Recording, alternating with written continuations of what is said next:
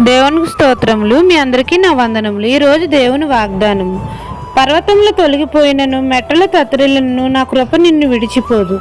యెషయా గ్రంథం 54:10. మహాపరిశుద్ధుడైన మన తండ్రి అయిన యెహోవా, పర్వతములు తొలగిపోయిన, మెట్టలు తత్తరిల్లిన, నా కృప నిన్ను విడిచిపోదు అని మనల్ని దీవిస్తున్నారు. తండ్రి అయిన యెహోవా మన పట్ల జాలి చూపుతున్నాడు.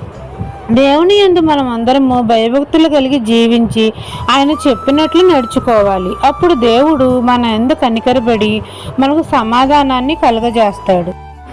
నిశ్చయమైన కృపతో మన పట్ల గొప్ప వాత్సల్యమును చూపుతున్నాడు. ఇక ఎన్నడూ మన మీద కోపపడనని మనతో సెలవిస్తున్నారు. పర్వతములు తొలగిపోయిన, మెట్టలు తత్తరిల్లిన, నా కృప నిన్ను విడిచిపోదు. సమాధాన విషయమైన నా నిబంధన తొలగిపోదు అని మన తండ్రి మనతో సెలవిస్తున్నారు. మన యందు జాలిపడి వాగ్దానం చేస్తున్నాడు. ఈ దిన వాగ్దానం నా జీవితంలో నెరవేరాలని కోరుకుంటూ దేవుని సువార్త పరిచర్యలో మీ సహోదరి. ఆమెన్.